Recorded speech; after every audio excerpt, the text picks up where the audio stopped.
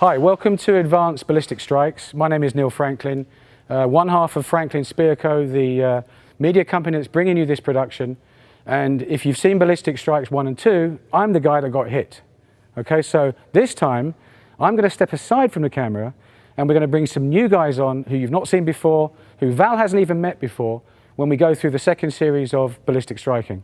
What we're going to cover in this DVD is the advanced techniques, striking not only with the closed fist, with the open hand, different parts of the body, and pressure points, or what Val likes to call them, anatomy points.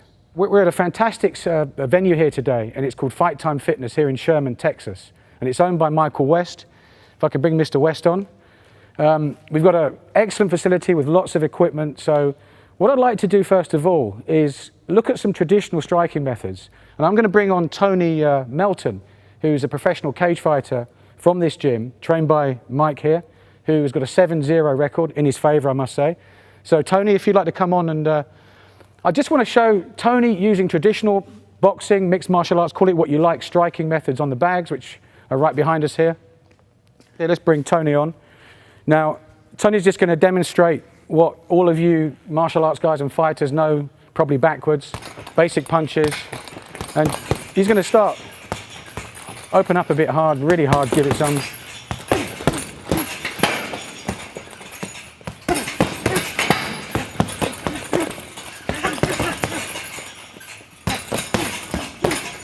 Okay, good. So if we just come back for a second.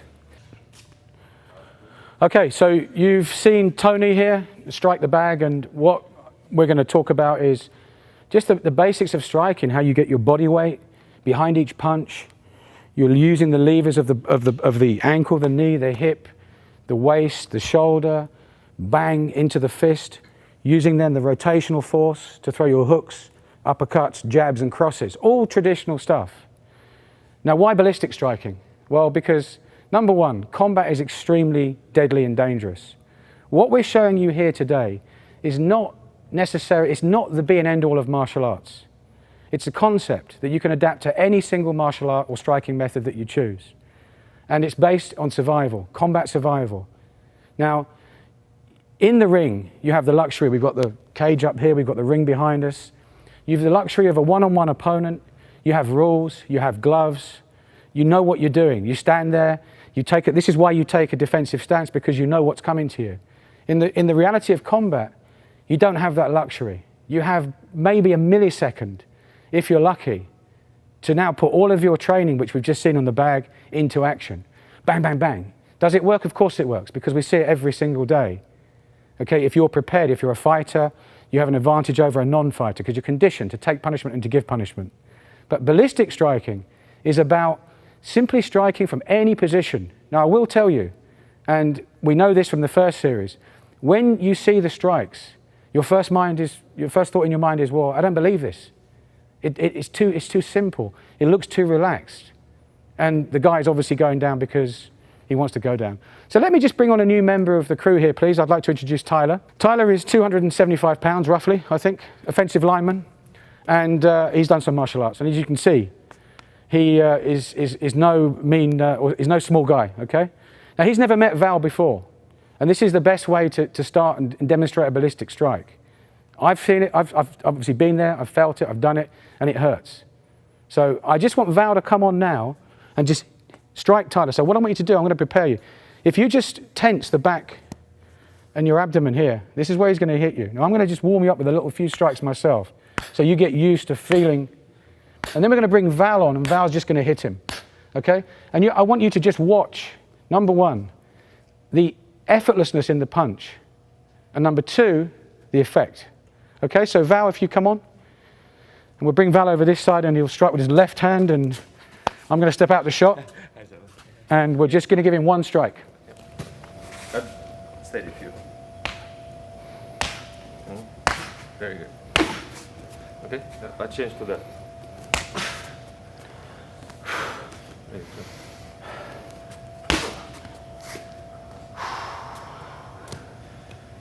Okay. Can you see it? Okay, so the camera doesn't lie. Tyler, please be, how does it feel? It just rattles everything, rattles everything in your rib cage. It's not concentrated. It's okay, don't worry about it, it's fine. It's not concentrated in one spot. It rattles kind of everything inside. I felt it where you hit me, and then up and below. Yeah. Now, what you saw there was a very simple, effortless strike. The sort of strike that you can pull from nowhere and put anywhere. But if we were to strike with maximum power, and we all know that, let's use the physics equation of force equals mass times acceleration. The faster we can accelerate our mass, the more force we can generate. But what's really happening here is that although it looks a very effortless and lazy punch, at the point of impact, there is an acceleration. And that acceleration is hitting beyond the muscle mass here. It's going straight into the body. And as we get more and more into this, we'll teach you where to put the strike, how to affect different organs, and basically what you can do to maximize the impact and the effect of any strike that you choose. So what you've got here, just in summary, is a very simple, and you see, effortless punch. If you was to speed that up and put more body weight behind it, the effect would be that much more dramatic.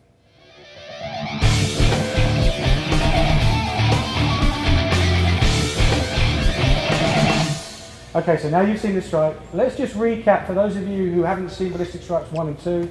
The basic structure of, the basic body structure, what we call the form, the breathing aspect, arm positioning, and how you actually make the strike into the individual. So Val's now going to demonstrate that. He's going to talk you through it with Tyler here as the example. Well, first thing, remember, in traditional way to approach a striking, we've always been told you have to maintain a proper balance. And I totally agree with that. I never been disagree. But there is a situation when you cannot be in the total balance. We're talking about a situation in the real life. You know, you're next to a vehicle, you're in a parking lot, you're somewhere else, even you're in an octagon. You know, if you've been pushed towards to the cage and someone keeps pushing you, you know, shutting down your lungs, you cannot breathe, you're halfway through to pass out, and your arms cannot gain you know, the distance to striking, then, you know, how can you maintain this balance to put up a proper strike? So it's always conditional. Do you understand what I mean? The point is, we try to approach it from a different perspective to understand how to generate that much power, even though you don't have a balance, and even though you don't have a breathing, you're almost out of breath. Okay? A few different exercises, as long as we try to repeat what we did before. If you're standing in the front of your partner, totally square, or 1 foot forward, or another foot forward, depends which arm is your main punching arm. You're left-handed or you're right-handed, we're going to go that way. So basic thing is, if you apply your fist on your opponent and you gently push him away, if he moves away and you don't move, it means you have a good balance. It's as simple as you like. Okay? If, for example, when you're pushing him, it requires your body to take the body weight forward to get him out, it means you're not in a balance. It means you're using your body weight within the strike. I think it's understandable. So, if you push him with your arm and you maintain the balance, it's a good balance. If you put your body weight behind it, then it's tricky, because when he's doing that as well, I'm resisting it. I can pull him in and he goes in. So there's a danger to be pulled in into some sort of action. If you start doing it and I step in and he moves behind me, so I can walk in into the strike, it's a tricky situation again, right? So this is the main point I want to mention about balance. Next thing is the breathing. Breathing goes both ways. The first way, the one who's striking it. Anything you produce, from wrestling moves, throwing moves, striking moves, kicking moves, it always leaves my body within the breath out. You always exhale. I won't strike it. Yeah? Okay?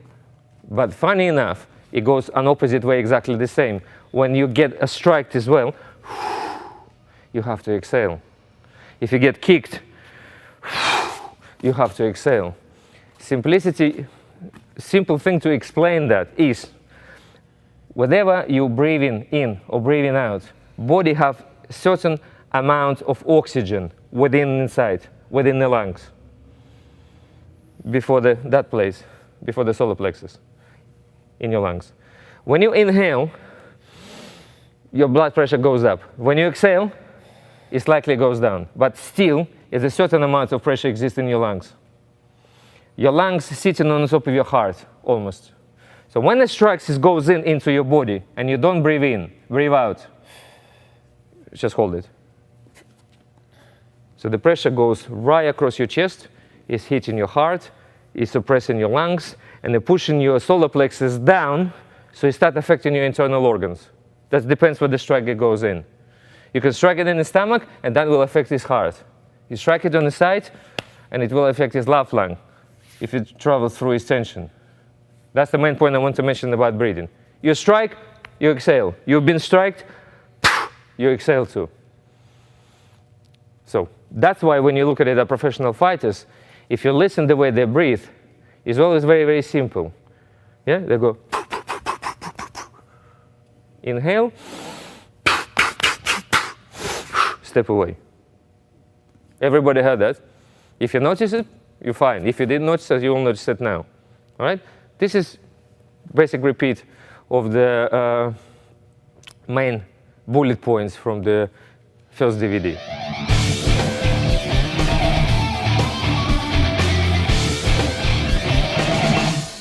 Okay, so we're going to bring on now Tyler, we're going to bring Mike and Tony on, and Val's going to just teach them basic ballistic striking, the principles, the arm position, the footwork. Just a recap for those of you who have, recap for those of you who do have Ballistic Strikes 1 and 2, those of you who don't, a little taste of the previous DVDs, and we'll just bring these guys on now, and Val, if you can just teach them the basics. Welcome back. Thank you, sir. Right, this is what I'm going to try to do. I'm going to show you a simple movement, and then I'll show you how to do it. I will explain what to do with it, and I want you to totally, completely relax. Yeah? Again, we're all powerful, you know. You teaching professional guys, he's like a rock hard. This is like a machine. Oh my God, you know, I'm the smallest one here. I want you to forget what you've done before, just for a split second. Try to do that, and then what we're going to do, we're going to take your own experience and sort of try to combine it with what you're trying now, and then we'll see what happens. Okay? That, you know, a simple thing, you know, that's for the people who's going to try to do it. This is what I do. If you got to spread that a little bit, so you have a bit of room, so you move your arm, all right? Is it enough room? Okay, now this is what we do, guys. Remember, this is what I want you to do. I want you to repeat after me. You're going to put your arm in a 45 degree, yep, nice and steady. Right. You're going to raise your arm all the way back as far as you can without moving your body. All right? Now, it's there. Now, shoulder follows to the point you can't go any further. Let go of your shoulder. That's why I said, remember, relax. This is where you are. You raise your arm. That's it. Now, you try to let go of your shoulder. You gain another, probably, couple of centimeters. Now, you're going to get another shoulder behind it and the hip. But don't move the hip. Just the body. You know, the side muscles. Right? It's there. Very good. Now, try to just simply run it through, almost like, that's it, like a steady movement. And you return your arm naturally back. So you don't sort of tuck it back in. Okay? But shoulder stays relaxed, and the shoulder is not up, it stays down. That's it, there, like that. Whoop. That's very good. Okay, now, Tyler, try to add your body into the loop. Very good. Excellent. That's it. Gain the balance. Oof. Oof. Yeah, rotational movement again. There and oof. That's it. Very good. Shoulder down. There you go. Very excellent. That's the one. That's the one. Again. Now, from the beginning of the movement to the very end of the movement, I want long and sharp exhale. Breathe out. There you go. Right? Tony, make it longer. Almost like you try to reach for something. Yeah? There you go. Try to reach for my arm.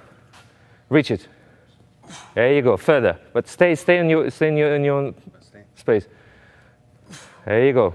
Relax your shoulder. Further. Stretch it. There you go again. Touch it. Try to touch it.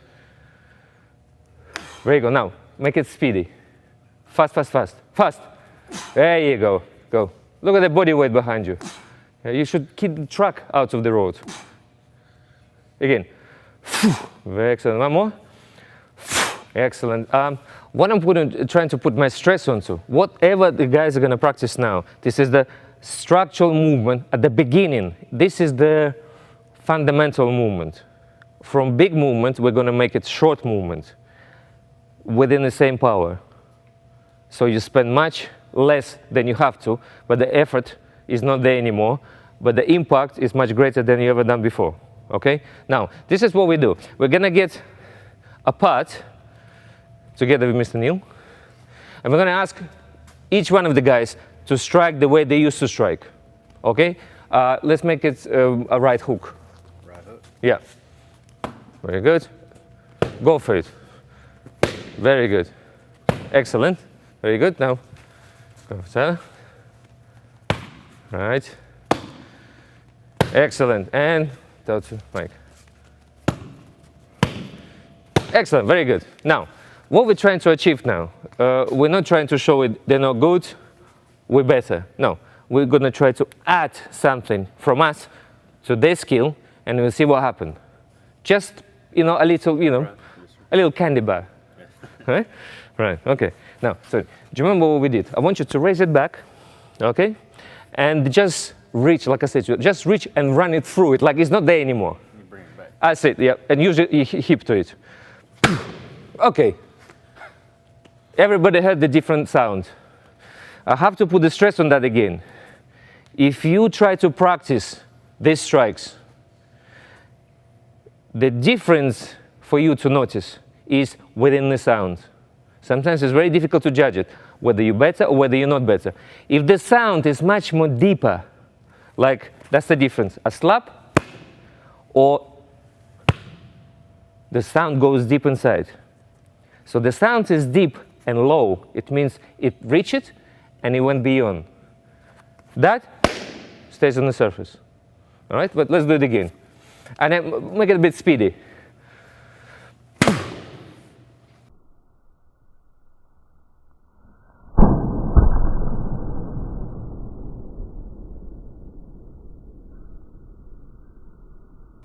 Any difference?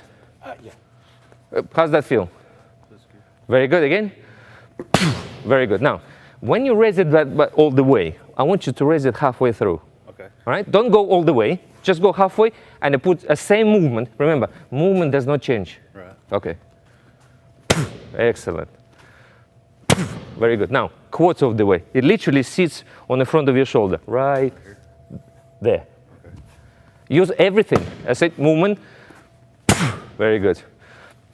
A little tricky part. As soon as you do that, I want you to do this. Hoop.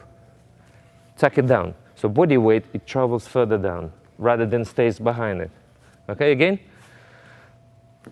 There we go. Within the what? 3 minutes? That's the difference. Okay, now I want you to keep that fist right in the front of that part. Okay, there is the face, there is the chin. There is no room. Yeah, someone behind it, someone holding you, is pushing you forward, is pushing you backwards. All right, so you don't have a time or movement to gain it. Right, this is what I want you to do. Try to repeat slowly after me. You're gonna punch it, I'm just gonna move it. Now this is what we do. Look, that's it. That's it. Faster you move that. Look, you know the belly dances, right? Can you do that? There we go. Gentle, come on. Yeah, swing it. This is the half of your punch. Do it now again. There we go.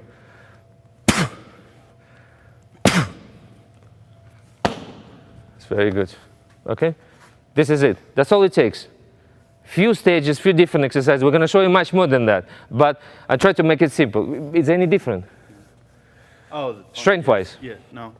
Okay. You feel more comfortable? There you go. It's very simple. Okay? Let's try it sometime. Same thing. Raise it back and run it through it like it's not existing. Very good. Yeah, that's the difference. Look at it, Same size as my legs.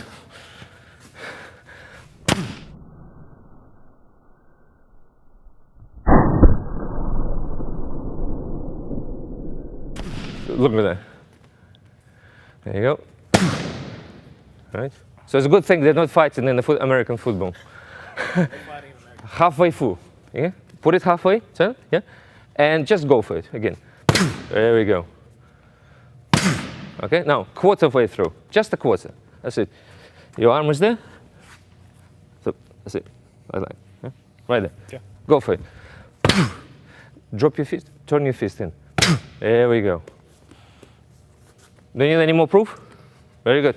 Going back to someone. See, that's the good thing. We're all different sizes and shapes. Everybody, you know, low people are going to say, you know, big guy is easy to punch. But again, it's not about size. It's about skills. All right? So we're going to Mike. No offenses to your size. No. Very good. Step, step. Right. Go. Very good. Again. Together. All right.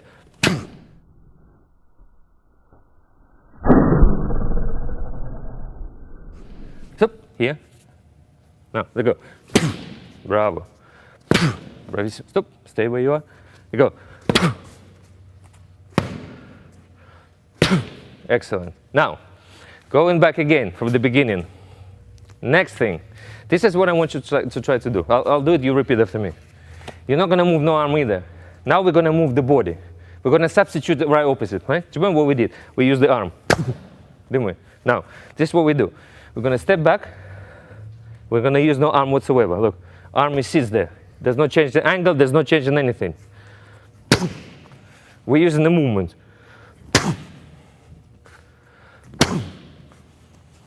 Okay, can you try to add to that? Do not even twitch your arm. It sits there like it's been, you know, sort of. Right. Yes, sir. Okay, now, this is what I want you to do. Look at me.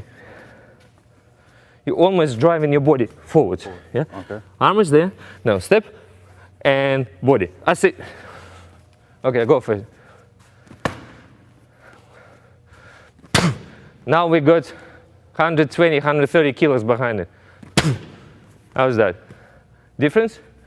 Now, what I'm trying to show you, no one likes to be punched, whether you're professional or whether you are just a simple, normal guy from the street. No one. So, question is, punch has to be delivered. It means you have to move. Whether this is offensive movement or offensive movement. Defense and offense. This is beginning to explaining how to deliver this punch. If you're offensing or if you're defensing. Okay? Right. Step again and do it again. That's loud. Bend your leg. Forward leg. Bend it. Very good. One more time. And bravissimo. You want to try that? Yeah, absolutely. So basically what it is, you're moving your body, arms ain't not moving at all. Fist position is extremely important. Main thing, remember, it's not such places here. Has to be 1 knuckle, 2 knuckle, 3 knuckle, or whatever. All surface of the fist is a connection point. The more flatter it will connect to any part of the body, whichever is connected to, the less damage you will get to yourself. It's very, very simple.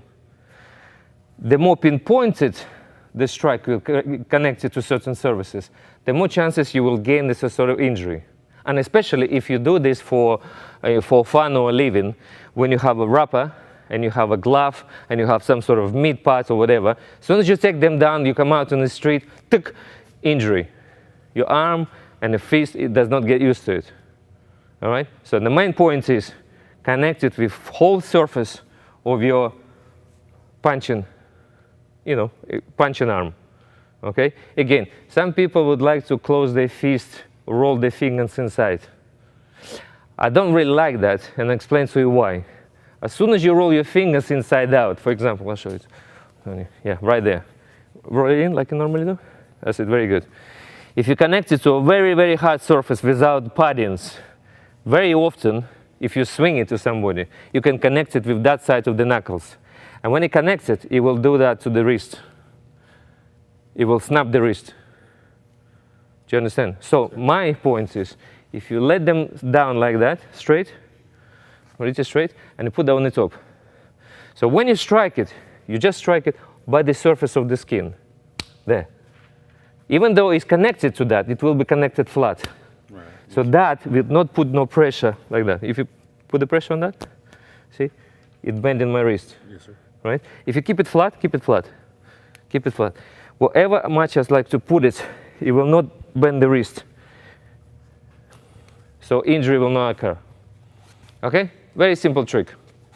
Okay. Put this on and do it few more. Just with a step.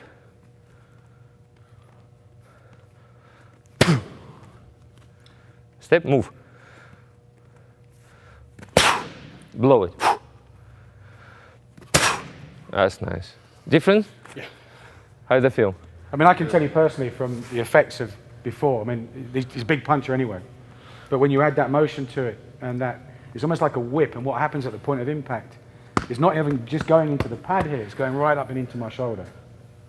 And so if you're doing this and you're training it, the pad holder, be a little careful, make sure that you hold some structure, because when the strike gets developed, it's going to go right into that shoulder. What within percentage, how much you would say did that brought a power behind it? From before and now? It's double the power. Double the power. There's no question. Okay, so that's the easy.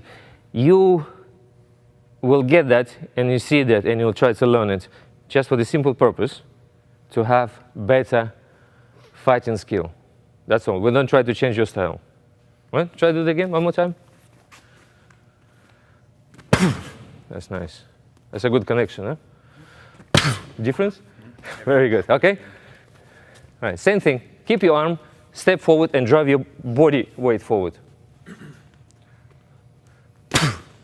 Okay.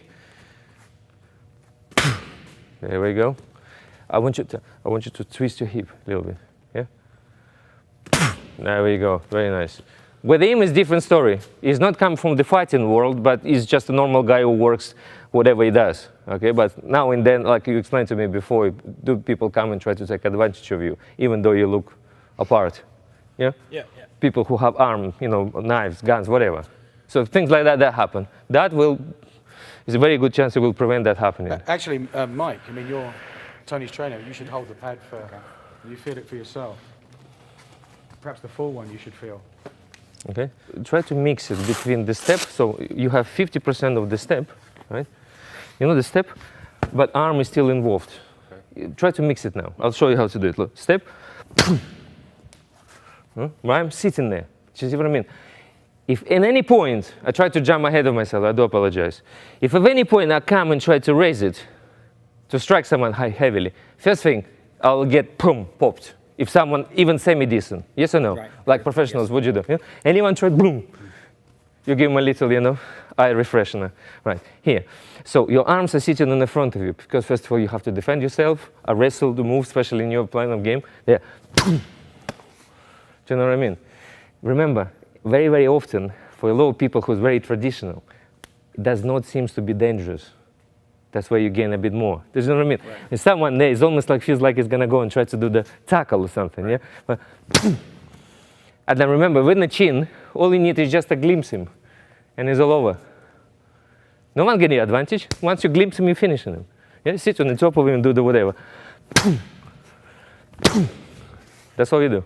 How's that? It's heavy. Very good. Let's do that. A mixture in between the stop and the movement. A machine. Jesus. Sweet Lord Jesus. Yeah. How is that? Twice. Is it different Twice heavy. since, I don't know, what was the train last time? Yesterday? Yeah. But different? Twice heavy. There we go. You're more than welcome. Oh, yeah, thanks, sir. Right. Okay. Now, do you want to have a go as well? Yeah, have a go. Sure. Try that. Again, for everyone, this is the educational part. No, we're not proving anything. We're not trying to put someone down and someone up. We're just adding to all different kind of guys, and you will see the result. Simple as that.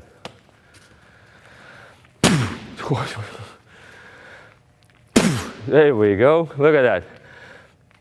Bravissimo. Excellent. What can I say? Okay. How long does it take?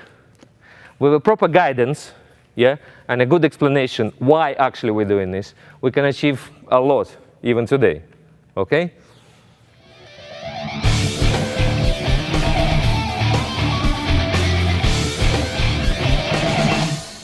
Okay, so you've seen the basic structure of striking.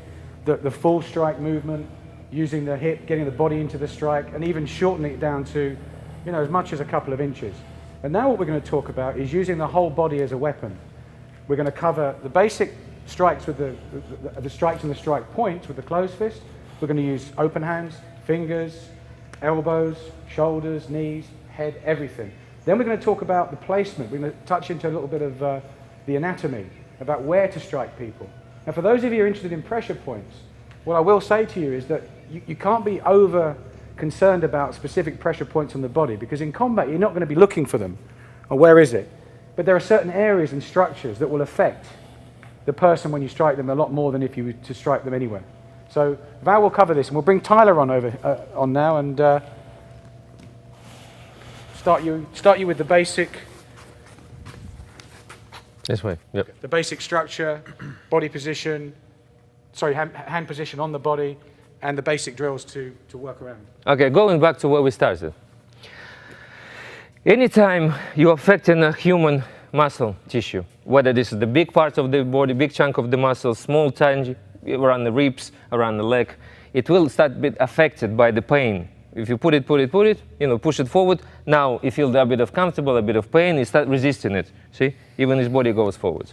This is what happens if the fist coming within the striking.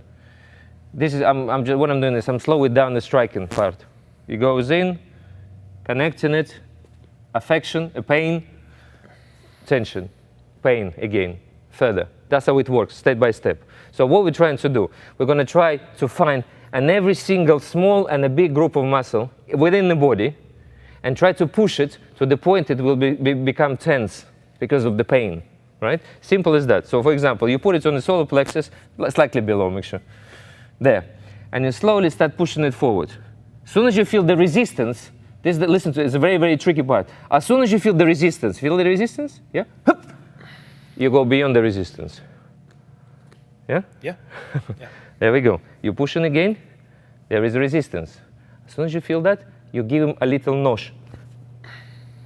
Did it go in? Yeah. Very good. Yeah. Again, you push it, whoop, resistance. That's your ballistic strike. That's what happened behind it. That's what I'm trying to explain. Slowly it travels, connects, body reacts, and it still went beyond. That's why it's the affection. Yeah. You feel it? Yeah. But just a little demonstration, a little tiny one. Keep it tense. There, look, slow.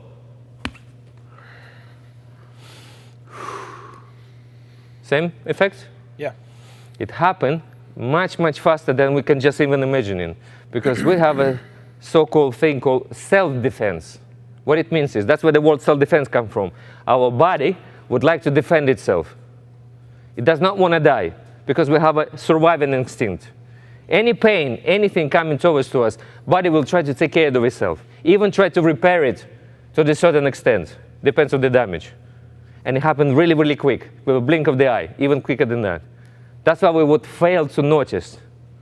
Do you understand what I mean? Yeah, absolutely. Okay, this is the drill number one. This is what you're trying to do. You put the fist on whichever part, underneath the chest, just below the chest, in the middle of that, underneath, any way you like it to. You put it on, you press it. Hop. As soon as you feel him starting resisting and putting, tension towards to you, you still sort of like popping in, right? Yeah. You will start gaining a very, very good habit to stop pushing your arm backwards. That's what the normally strike can do. And you're pushing it back. So literally, well, just you brushing him. Sometimes harder, sometimes less. So in that case, just do it a little bit, yeah? Each strike, yeah? You're right, sorry. Yeah, you're fine. Each one of them goes boom, boom, boom, boom, like you've been hammered. Yeah. Yes or no? Yeah, absolutely. Even though it doesn't look like it, I'm much smaller than him. It's got nothing to do with me being small or him being bigger. It's how you apply that within, sort of fighting or whatever. That's first exercise. Second thing, for you to learn it quickly. Now imagine this. The man is standing there and try to fight me. There you go. Now, this is the basic position of a man. When it stands like that, you have to understand what groups of muscles are tense, what are relaxed, where the body weight is, where the body weight isn't, right? Yeah. So for example, if I fit my arm underneath his is forward arm, there, yeah? I can feel a bit of tension here because you raised your arm. If I go under, I can feel even more because that's where the flexion is. If I go a little bit below, it's empty. It's a hole there because it's not supposed to be tense. Right. Unless you raise your arm and you swing it a big punch. Then it's even more open. But when you raise it down there, again, it becomes tense. There you go. You can't even punch it through. So what I'm trying to say, in a certain conditional movement, certain muscles are tense, and certain muscles are relaxed. And when you throw in it, it becomes slightly changed. Certain muscles are relaxed, certain become tense. Yeah? If you will learn it when and where and what time you strike, then you make your job much, much easier than you can even imagine. Right? Let's say, for example, you raise your arms. If I step under, let's say, can I give you good affection? Yeah. Can I knock you down? Very good. If you lower it yourself down and close it, I can't even reach it, but if I reach it, tense yourself? Anything? Nothing? No. Okay, very good. Now, raise your arm and throw the strike. Whoop, you missed me. There? Yeah. Good? Yeah. Very good. Yeah. If I just simply, while you're standing there, go like that, anything? Not much. Not much, yeah. Not much. Straight forward? Nothing. No. Right? Under, over? Yeah. Much more? Yeah, much more. All right. This is what I'm trying to explain. Depends how body is directed towards to you. Depends on which stand. Depends on which positioning. Depends what it is. From karate background, mixed martial arts, jiu-jitsu, whatever. You will always find an affection, the way to affect a certain parts of the body, right? Absolutely. And you become highly adjustable within a second. You don't have to know exactly where it comes from. You will judge it by his stand, you will judge it by his arms, by his position, by his movement, and then you will make your way in quite easily. Is it explainable? Yeah, absolutely. Understandable, right? Yeah. So let's make a couple more examples. There you go. Example. He's throwing his arm forward. Whoop, a simple jab. If your arm manages to go down underneath it, and you're throwing a straight jab forward, it's not a bad punch. But will it affect you much? No, not as It will much. feel you a bit of, Yeah. you know, a bit of pain, but you're not going to give you that much of advantage, unless you build it up towards to that. Yeah. So if you go underneath, you go boom, and then you work your way through, then it is. But what I'm trying to say, each punch you're going to throw it from now on, I want you to get as much out of it as you can. Sure. Do you know? Bang for the buck. Yeah. Once you've done it, we finish, because our goal is to achieve the hardest punches you can ever imagine right in the middle of street if you need, so in the middle of shopping mall, even just for that, you know, in the middle of ring. Because sometimes you're tired, you run down, and the guy is much better than you. So there's no chances, but you still have to bang him. Yes or no? Yeah, absolutely. There you go. So you're throwing it, boom. That, as we said, it's not very good. But if you step a little bit forward and you run your body around it into the, underneath his ribs, into the floating ribs, will that go? Yeah, it's already tensed right there. The ribs are go down. Very good. Right hand, another example. Step in, right? See this muscle here. Yeah, punch it here. It's a good strike. But will it affect it much? No. Just give you a simple pain. Yeah. Very good. If I go in the solar plexus, got to be semi-decent, yeah. Right? If I come in and I go into the chin or into the neck, much more. bad, yeah. Right? Again, right hand comes up, same thing, around here, because I'm too close, let's put it from here. Okay. Let's do it this way, sorry. If I step into that, and I'm too close, for me, it takes a bit of while to raise it and bang it. I ain't gonna wait it. So like I said, body as a whole weapon. Step in under, and you bury your forearm within his back. All right, now we're going towards to much more use of different parts of your body. Again, step in, whoop, yeah, lift it up, drop it down. Yeah. We will try to explain to you how to strike, but nevertheless, you've got to know the positioning, the places. Okay, we're going to start with the head. You know, I have to reach as a tall guy. Right, remember, anything to do with forehead is no. Do not go there. You will break your arm. A lot of people with inexperience, especially older people, they will purposely put the forearm towards to your fist and they will break your fist. Do not go into the forehead. No. Now, on the sides of the face here, where the bone structure is very soft, I would not recommend it to punch either. unless you want to have a really, really serious problem with police. You will kill the guy. Because it's a very soft tissue. It's not even bony tissue. You can reach it to the brain with a blink of the eye. Yep. Okay, now, ears. Very good place. But not the fist. Open hand? Yes. Closed fist? No. You will not reach it anyway. You will break his ear, but you're not going to be no affection. It's just going to bleed from his ear. But if you pump him with an open hand, then he will go down for half an hour at least, right? Without even knowing what's going on with him.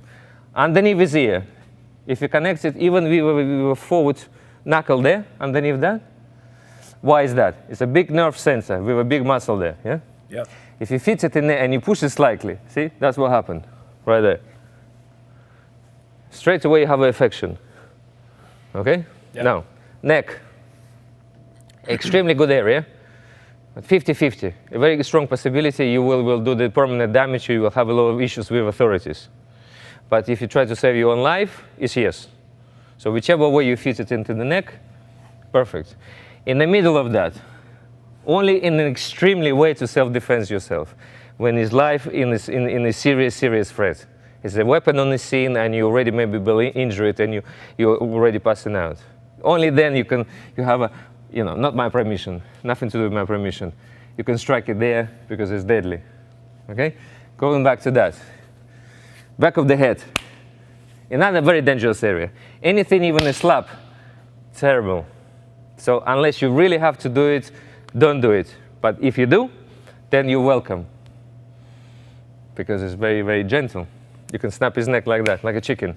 Okay, going forward to that. You have a chest. What's the chest? It's a big group of muscle who are protecting your heart, which is covered as well with a chest plate. So it's very difficult to penetrate. If you bang him, you give him a lot of pain, but it's no affection. That's what we're trying to achieve with this video. Affection. If you strike it, you're affecting him. Whether you disable him, whether you knocked him out, or whether you're just injuring him badly for, you stop attacking him or you achieve whatever you want to try to achieve. Yeah? So that area, I wouldn't recommend it. Which is not, I cannot say about this chest. Right underneath that, if you cut it like this, anywhere from here to here, it's a very, very good area to strike. Because it goes straight into the lungs, all 3 points. Yeah? Yeah. Further point like here is not just affecting the lung, it's affecting the heart. That one particularly will affect the blood flow. There, just a little touch, how you feel it? Yeah. Because there's a big blood vessel there. Same thing in here, yeah? So it's a 1, 2, 3. Anywhere around here is not nice. No. Very good. Okay? Before we go down any further, I would like to mention the arms. Not many people knows about it, but it's extremely good. Remember, why arm is very easy to strike? First of all, the arm is going to be always next to you. Second of all, it's only a bone, tendon, and a muscle, and nothing else.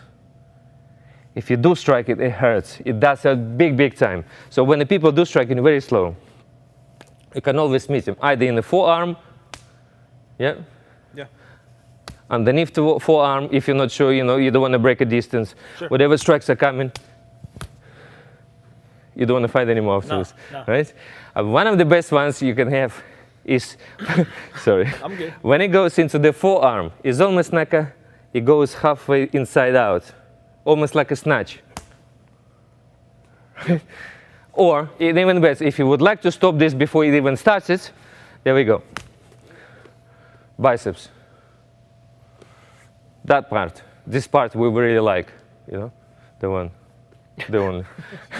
Every man likes it, but this is one of the most weakest muscle in the body. Hard, but weak within impact. If you strike it through, you go, see that? Yeah. It goes straight in through the bone.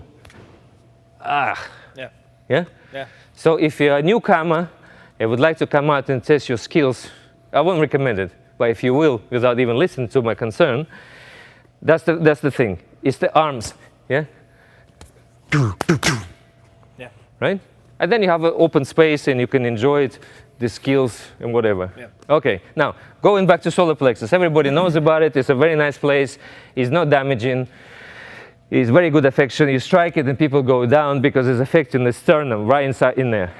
For you guys who don't know what the sternum is, it's a place, a little tiny place like that, who produces certain juices to digest your food. Okay, that's all you want to know. Okay, ribs, marvelous place. Ribs, basically in the body, sitting underneath the solar plexus and the chest plate, for the reason is to cover vital organs. On the right hand side is the liver. That's why you use it every day on Friday, especially. Okay.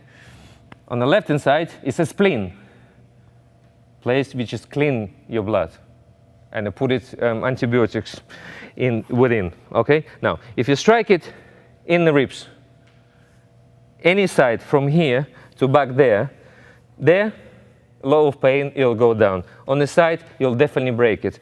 On that side, not just it's going to go down and the ribs will be broken, it will never going to come up for the next 40 minutes. Terribly, terribly bad. Because when it goes through the ribs, it will reach, in that side, it will reach into the liver. And this is almost like, I don't know, have a hammer across your head. Yeah. Okay? That side, same thing. As soon as you reach it within the spleen, through the ribs, same. Terrible. Pain is like you've been stabbed with a hot nail through. Yeah. I have done it, I mean, I've experienced it before, not pleasant. Okay. Further down to the stomach. Stomach area will be painful, but a lot of people can hold on to that. Even though it will be, you know, lots of affection, but people will still be standing and try to fight their way through. Unless, when you're using that, it's two ways. One, it goes up, it will reach within side out to solar plexus, and it goes straight into the lungs and heart, or down, it will go into your private parts. Yeah. Ugh. Yeah. Not pleasant. You felt that before? Yeah, I did. Right? Okay, so remember direction. Within the stomach, either you can go up, see, that's the difference. Oop. Yeah. Shoulders even popped out. Or you can go down through the private parts into the legs. Yeah. Yeah? Yeah. Very good. Now, going further. If you look at the body structure, where the place where the legs are attached to the body, right? Like a slight little cut here, yeah? Like a muscle, the tendon connected between this and that. Yeah.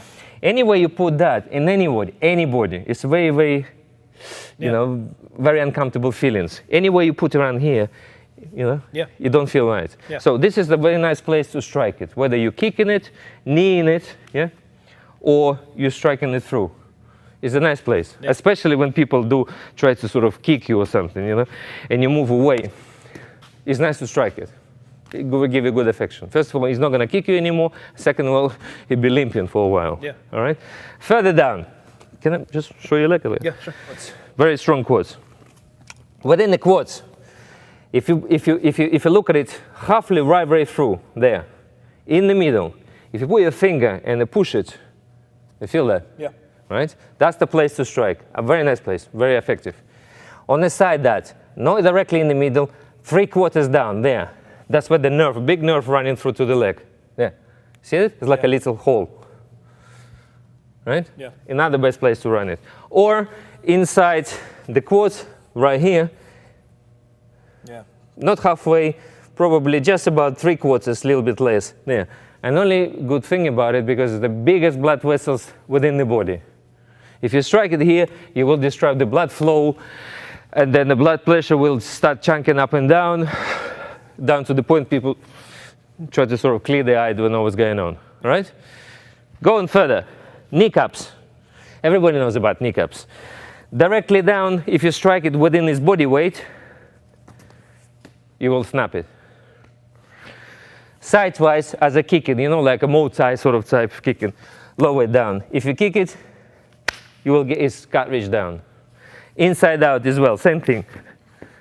You will break it. Yeah. If you are a good, successful striker, instead of making it big, you know, flows, you make it simple. Whoop, short, right? Yeah. If you lower it down, then it's, you know, you will snap it. Yeah. Okay. Further down, right here, which is the place that's been always covered in any sports games, like, you know, soccer, football, many other places, hockey. They always have a shin pads. Yeah. Why? So one of the weakest bones in the body. You see it very often in Italy when people do fights in K1 or whatever fights they do. He goes boom, and he breaks his own leg. Yeah. It goes down, because it's very weak. That's why a lot of people do kicking heavy objects and bags and woods and wools and anything to make it stronger. I wouldn't recommend it because by the age of 40, 45, you'll be walking funny. Yeah. I used to be a good fighter. But come on. Yeah. I wouldn't recommend it. So you're using your foot directly in the middle, inside or out, right? Yeah. So that's the basic things. Yeah. And again, I forgot about it, main thing. The back, all good back. In a lot of fighting, people do not strike in the back because it's totally illegal. Now, in what I'm trying to explain to you and show it to you, here you have full permission of everyone who do the street fighting to fight it and strike it in the back. Because back does not have, let's say, defensive parts as the front does. Back has nothing. Anywhere in your back you strike is twice as worse as anywhere in the front. Yeah. First of all, remember, everything we do it front-wise. We fight front-wise, we walk front-wise, we don't walk backwards. All our life is about the front. We have defense here, they have defense here, we have muscles on the stomach to take strikes, don't we? Do we have muscles in the back to take strikes? No, we don't. And what most dangerous is, we have a spine running through here. Anything comes to the spine is bad, is really bad. So remember, if you have to defend yourself, if someone tries to take you down, if someone turns his back to you, or you manage to sort of put yourself slightly behind them, this is the very good areas to strike and try to get rid of your attacker. Down to the point, it will drop down and will be paralyzed for the rest of his life. Anywhere in the spine. Here, any way you want to strike it in the spine, you will achieve whatever you're trying to achieve. And you will have a sometimes even lethal effect. Again, ribs at the back as well. You strike it, it'll go down big time. Okay? So I think that's about it in the body. That's all you need to know for now. Again, pressure points are very good, but no one's going to give you no pleasure to try to dig your way in and try to affect whatever. It's not going to happen. Before you do that, they will knock you out and they start jumping on your head. Okay? Now, going back to all your body is your own weapon. Remember, when we do fight, when we do have no weapons, anything goes. You know this term. Anything goes. From your fingers to your fists, to your elbows, your forearms, to your shoulders, to your chest, your knees, your legs, anything goes. Depends on the situation, depends on the length of the position. That's what you're going to use. If you're close, if you're tied up with some sort of wrestling motion, people try to grab you, stuff like that, you don't have a pleasure to raise this and strike him because he will block it, he will grab you, anything can happen. So one of my favorites, for example, I'll give you an idea. If someone comes, I'm walking around with, my hands in my pockets. Someone comes really close and tries to wrestle you down, you have nothing. You have no, sometimes when you do get nervous, you can't even get them out. It looks like you're playing with your nuts. So you can't get them out. But when he leans forward, you have your forehead. Forehead is very good to use for that point because remember, this is the direction your forehead is striking. On the top of the chin, on the bottom chin, when it strikes, look where it goes to. All the way inside. How's that feel? Yeah? I feel it. It drive it all the way through because the bottom jaw is like sitting on a fork like this, on the bones here. When you're pushing it down, it's a very good affection because it's affecting all the way back to the back of the head, inside, for the brain, like that. Sorry. You're fine. Okay? All right? So anything comes to you in the closed position, you have full permission to use your forehead. Because it's strong, it's designed to be like that. Sometimes even big 45 does not take it. I've read it through you so many times. Yeah? Anyone grab you, anyone, just like sort of tackle, things like that. You have a forehead to use. Not just directly, you can brush it through, in that way. You can strike it down. And one of the best thing, one of the very good thing, if you look at it, an area here, like a triangle, it's called a collar area. Yeah, that's where basically the bronchs is touching it on the top of the lungs, your breathing system. So anywhere on that, you strike it. If anyone going way through, right? Okay. Yeah. It does give him like initial shock, right? You can use your head. Second one, you can use your fingers. Fingers can be used to, again, to the certain extent of your strength. If you are very strong, you can even use it to, to grab his ear and rip it off.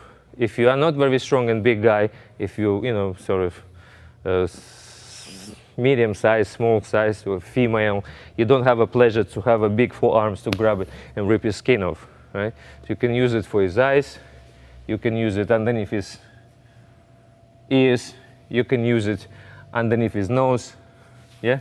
You can use it into the groin area, and if you are even semi-strong, anywhere where the loose skin is, you grab the skin. Yeah?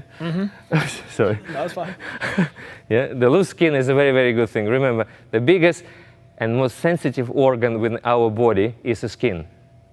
Every single centimeter covered of your meaty parts is an organ, and it's a very, very sensitive organ. So when you grab it, No, you're fine. yeah, and people do try to do something to you. You can, especially at the back here, underneath the lat. Yeah, when you grab it, yeah. Yeah. You can literally, if you're strong enough, okay? This is with the fingers. Now, fist we already went through a little bit. Open hand. Open hand is a marvelous, marvelous thing.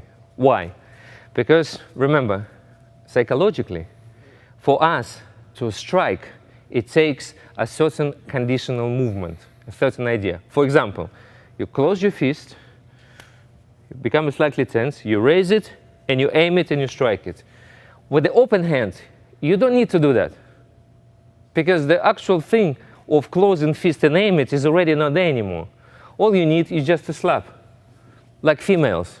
Every time a girl slap a man, it always goes through. Did you ever notice that? Yeah. Always. Even though they're very good fighters, this and that, stays there, she goes, hey, you bastard, boom! And if you got the hell, she, again, Yeah. boom, and you knocked you out. If she's not your girlfriend. I'm just kidding. No, but what I'm saying is it does not require certain conditional movement. That's why it become very successful with the slap. Yeah. My recommendation, I'm not going to say I've done it or not. Let's say I practiced before. Open hand. If you put it right here, just like that, and you put it almost like, when you wrestle to somebody and you put your arm on the top of his neck to hold on to him, right? If that fits in there, it's a perfect match. Because just imagine the velocity and the power of your movement when it's, think what can happen. Yeah. Huh? You'll take the head down, right? Then, that can, if you put your arm slightly bent like this, so it's almost like an air cushion, yeah? If that can line down on the top of the ear, it will create the air bubble, which has traveled through inside out and will pop his ear from inside out. It won't hear you, it will bleed, and it's an initial shock to the brain, because the shock wave will reach the middle of brain. Whatever you try to achieve is done. So if you would like to do that, one of the things you need to do, both arms can go right in the top of the, yeah? It's a little air cushion inside. You will feel the pressure. Yeah? Yeah. Yeah, like, Yeah. so the air cushion goes inside. So even when you fight and even try to achieve stuff, when you try to take someone down quickly, you go, boop. Yeah, but when you do it, you have to do it. If you decide to do it, you have to do it properly. Because a little tap is going to just drive him mad. He's going to, do something to you. So if you do it, make sure you do it to the point you'll sit and never come up for a while. Okay? Again, if you try to stop somebody, but in a certain way, to prevent the violence. Open hand is a very good thing to work on the top of the chest. Why? Because chest, just a question, why people never thought why chest is very, very heavily protected? Because it's covering very, very important vital organs. Lungs, you can't breathe for 1 minute, you're dead. Oh, okay, 3 minutes, you're dead. It's very important part. Eh? Yeah. Heart is not pumping, you're still dead. So that's why we have almost like a bulletproof vest on the top of our body, naturally. There's a muscle and a bony part to protect this. So if that's supposed to be protected, that's supposed to be very important, right? And it's very sensitive in a certain way. So if you run your open hand through his chest, okay? Yeah. Makes a difference. Yeah. and cool it down a bit. Because remember, when people become wound up, people become angry, people become cautious, and people become stupid, they want to do something to you. Physiologically, what happened? All the blood, not all of it, but a lot of them, travel up and stays above the solar plexus. That's what the people call high blood pressure. Did you see the angry people before? Yeah. Are they red-faced? Yeah. Why? Blood pressure, very good. Fear, people red? Yes. Anything, right?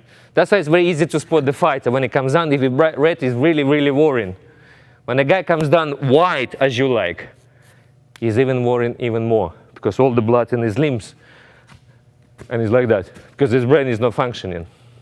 If you find a guy who's fighting against you in his normal color, then you have a bit of issue, because he's fully in control. That's how to read the people. So if your blood always up there, all the blood, he's really, really trying to do something to you, right? Let's try to do that. This is what I want you to do. Yeah.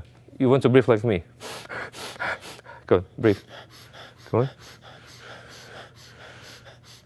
on. Special breathing to get your blood up, to raise your blood pressure. Very good for the professional fighters. Okay? Do you feel that? Wound up? Okay, now. No more? No. Very good. Okay, so striking with that, you will achieve certain goal, which is you can cool someone down. You will not knock him out, you will not damage anything, but you will cool him down in the point he will start thinking clear what he's trying to do to you. Or maybe he'll completely decide not to do anything. Do you understand what I mean? Yeah. Very good. Again, a little bit lower, open hand. Very often, open hand is a very good idea to strike it through the solar plexus or rib cages. When especially people try to sort of tackle you down. This is happen very often because everybody wants to do the mixed martial arts, and people have a bit of drink, they still go for your legs, all of them do. Yeah. So when they do come close to you, it's a very good point to just stop somebody. Just stop within the ribs, Yeah. within the solar plexus. Yeah. Oop, sorry. No, you're fine. You're fine. Yeah, you sure? Yeah, yeah. Okay. Yeah. Okay.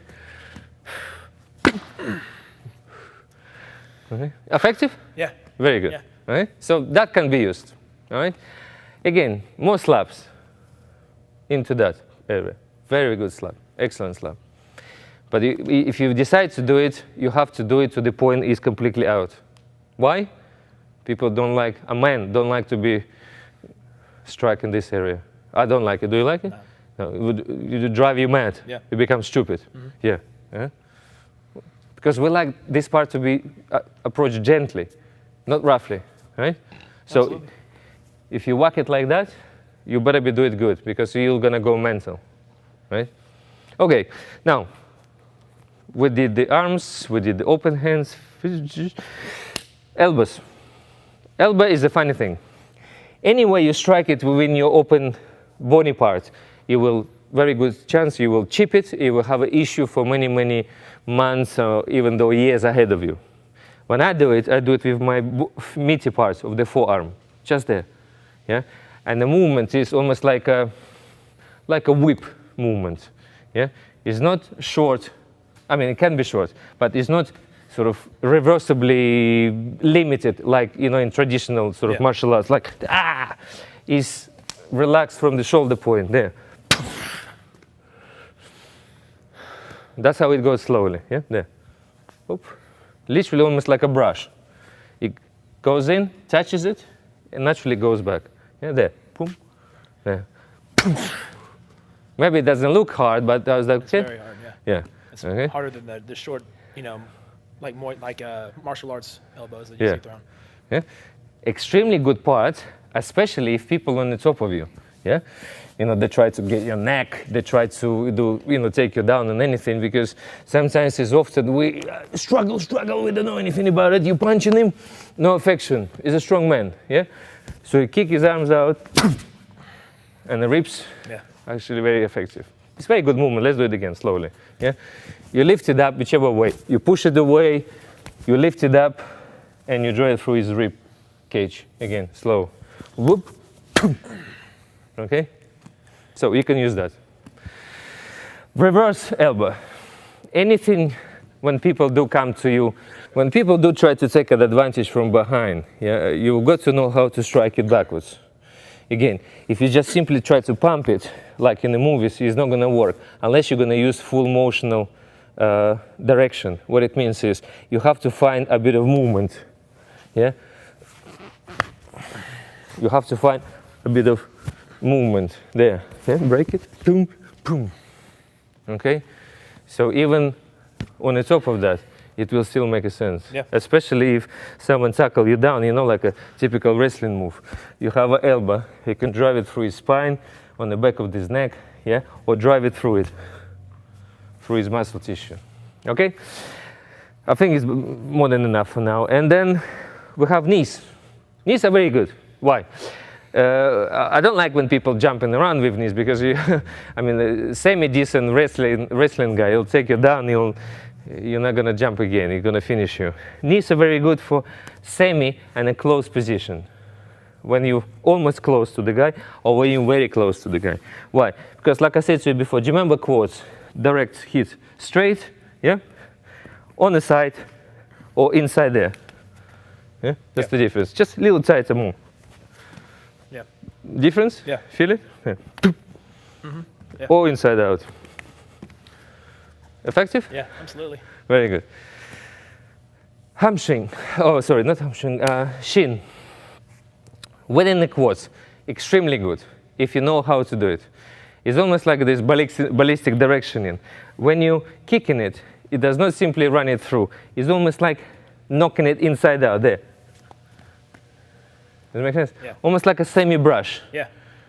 That's the difference. Look, this is the kick, and this is the brush. And it went all the way through. Yeah? Yeah. The kick I just felt on the outside, but Yeah. the brush I actually felt on my. Right through inside out. Yeah. Yeah? That's exactly the same thing with the knees. Yeah? Yeah. As long as it goes through inside, then you have a result. That's what we're trying to actually achieve here, a result each time. Same thing with that goes in the body. Yeah. Yeah? You can go underneath the rib cage. You can go directly into the solar plexus. You can go upside down. Boom. Yeah? Yeah. Or you can go up and down. There. Okay? Effective. Yeah, they all do. Okay, kicks. I like kicks, but I like certain kicks. I don't like high kicks. Not because I cannot raise my legs. I can raise my legs, but I don't want to raise my legs that high because it's very easy to be taken down. It's very easy to be kicked back, punched back. You see hundreds of different things happen throughout even UFC and MMA fights. People raise their hands, he steps in close, clamp you down on the floor. Legs are effective because they're strong, but legs are very dangerous because you have to be extremely fast with the legs.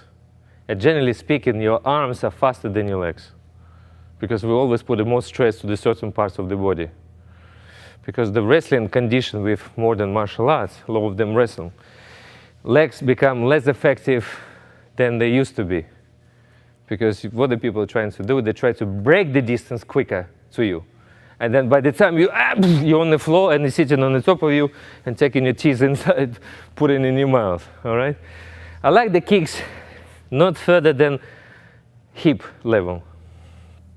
And again, when I do kick straight forward, not that's just straight forward, straight inside. So when the kick goes in, look at the body. I want you just take a notice of the body. That's what the body does. It's affecting whole body. It's not just affecting one leg. See? All body is just curving in. So the direct kick, it goes straight down, okay? In a very traditional ways, when the people do approach that point, kick does not become successful enough because obviousness of the kick. If I stand in here, and it's almost like you can tell I was about to throw my leg into, right?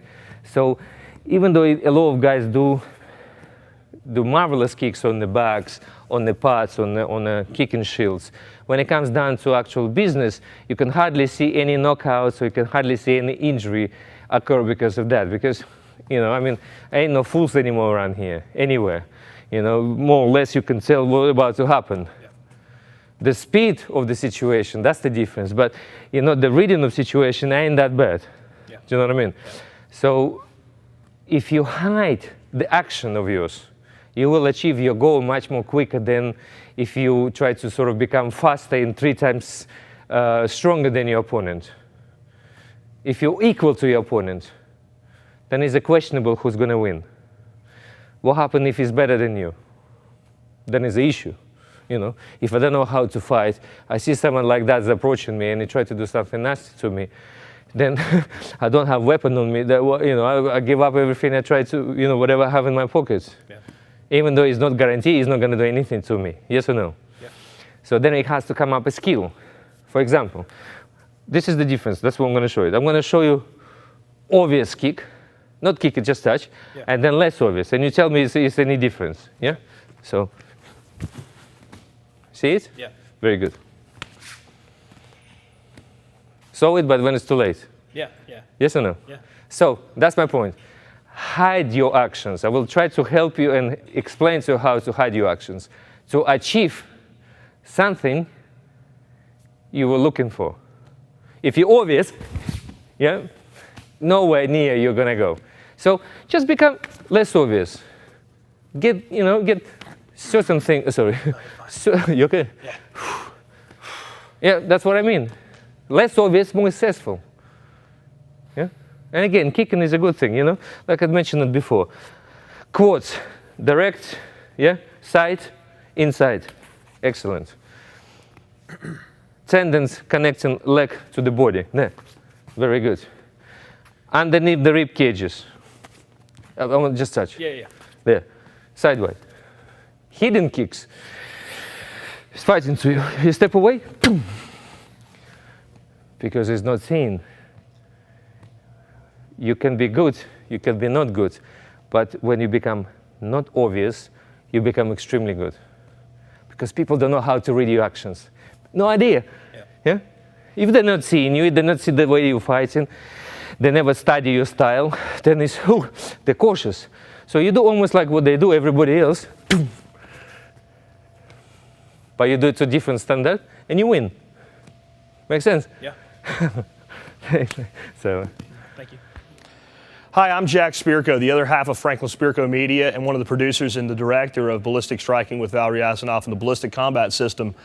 We had a lot of really great people here today from a lot of different backgrounds. We brought to you an offensive lineman that used to play collegiate football, weighing 275 pounds. We brought the owner of the facility himself and a highly trained martial artist in his own right. And we brought you an MMA fighter with a great record. I thought it would be a good idea, since we have put out a lot of material on ballistic striking in the past. A lot of other people that study the art have as well. And there's something that's lost in film and video because the things are so subtle. So I thought it would be a good idea today at the end to take a moment for me to interview our 3 actors and let them tell you for themselves exactly what it was like to experience these things with Val. Not only what it was like to experience the strikes, but the frustrating nature of the very relaxed approach. So we'll go ahead and do that now. I'm Michael West, owner of Fight Time Fitness. I'm a black belt in Taekwondo, Kempo. I've trained several years with Carlos Machado for Brazilian Jiu-Jitsu. I train now with Eddie Bravo. I'm purple belt under Eddie Bravo's 10th Planet System. We've had the pleasure of training with Sean Shirk, Saxon Janjura. We have in our gym pro fighters, amateur fighters, grapplers. We promote pro fights as well. And I mean, with that kind of background, you've probably been hit a few times in your life? Yeah, plenty of times, plenty of times. How can you compare maybe strikes that you felt before, especially to the torso, with some of the stuff you experienced with Val today? You know, the heaviness of the punches, I guess they call it the ballistic approach to it, was really an eye-opener. The videos I saw online don't do his justice in real life. It's just something different you never felt before. It's funny you mentioned that. There's a lot of, Val's a great guy. There's some other very good Systema practitioners, Russian martial arts practitioners, and there's a lot of videos out there. And people watch those videos and they see these strikes. They think there's no way they could possibly hurt or deliver that much power. What would you say to those people now that you've been on the receiving end? Hey, I was the same guy. I've seen the videos myself, and I was too a little bit skeptical about the power and what happens, but actually feeling it makes you a believer. The heaviness, the distance, the joint locks, the throws, it's just the control. It's just heavy and solid. There's nowhere to move. It's just it's amazing. It's amazing.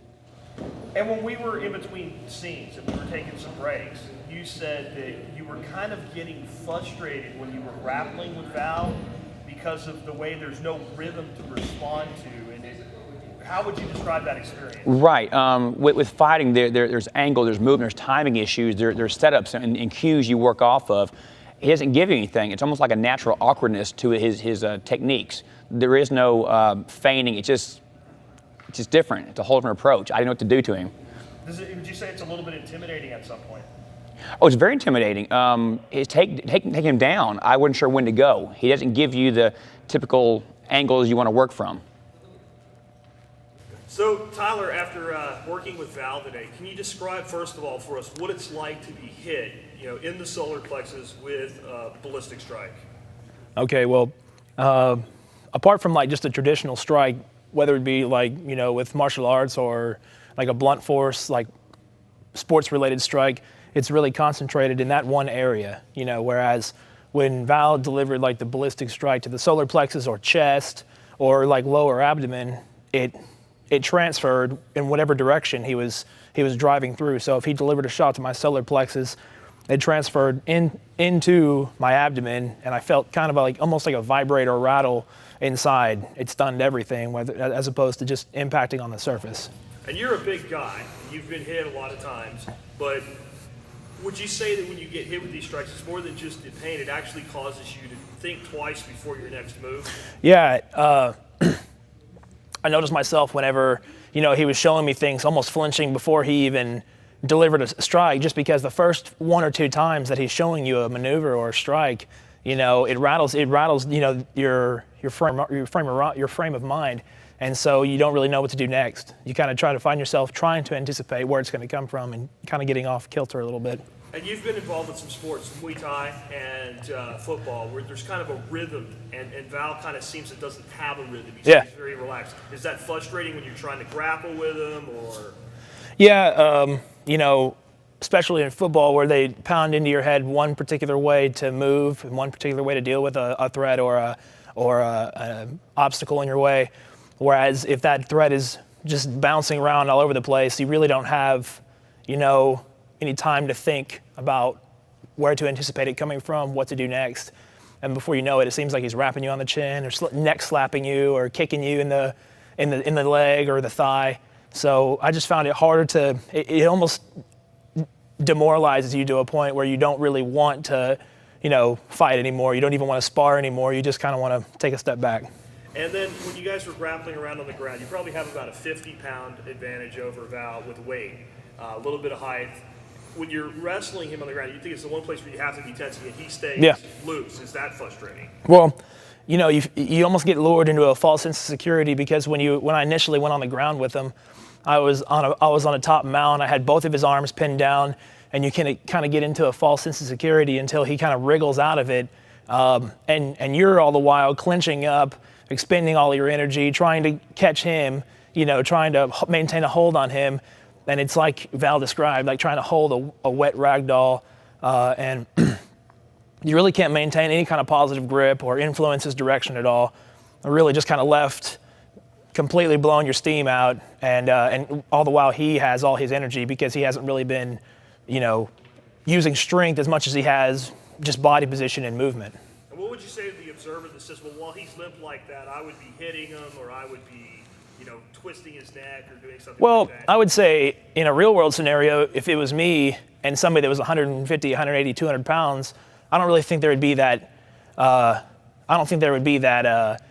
that advantage that somebody would have. And as far as if it was with Val and I took one hand off of his arms for 1 minute to start punching him and kicking him or hitting him because he was limp, just by watching how he reacts and how he's able to move and absorb and deflect any kind of punches or kicks or anything like that, I think my best bet would have been to do exactly what I did and just try as hard as I can to keep him down. But obviously that doesn't work, doesn't work either, so. Okay, Tyler, well, thanks for working with us today, and thanks for being willing to take a few shots. Yeah, thank you. So I'm here now with Tony Melton. Tony is an MMA fighter. Tony, tell us a little bit about your background and why you're here today. Yes, sir. I've been boxing off and on for about 12 years now.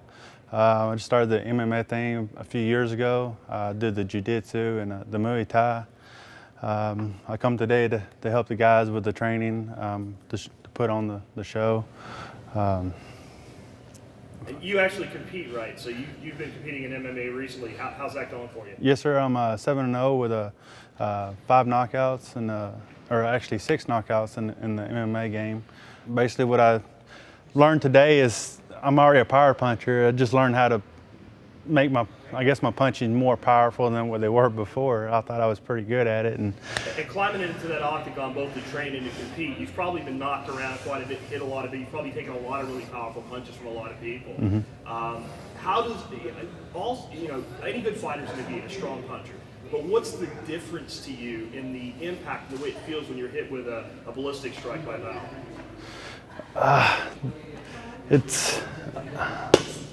It feels like it covers more area to me than what it getting hit by a regular punch. And when you get hit by a regular punch, I don't know. To me, it doesn't like hurt, I guess, in a way. But like when he was hitting me in the solar plexus, that hurt. Even with a jab, he hit me with a jab in the solar plexus, and it hurt. I've never been hit with a jab, and it's hurt me, in a way. It's weird, odd to me. How would you describe dealing with him, like when you're grappling around him and moving with him? He's staying in that relaxed state. Does it maybe get frustrating, or does he try to tire you out with not so much just physically tire you out, even though that can happen too, but is there a patience factor there that eventually he's waiting for you to make a mistake? Or to me it's frustrating because he's like relaxed in a way. He's not trying to engage me. He's wanting me to engage him to see how I react and see what he can do to take me down or take an advantage of me is what it feels like to me. And last year, you said you've taken a lot of shots. You can usually absorb them pretty well. There's some, a tremendous amount of great instructors out there, Val among them, that teach this type of striking. And people watch these people get hit with these strikes and see the reaction, and they look so gentle, really, because they're short movements and what have you. To those people out there that say that these strikes can't possibly have that type of delivery, what would you say to them? To me, I'd say it's bullshit because to me personally, I thought the same thing. I watched it on YouTube and so I thought the exact same thing. Until you actually get out here and do it and feel it, your perspective would be totally different than what for me it is anyways,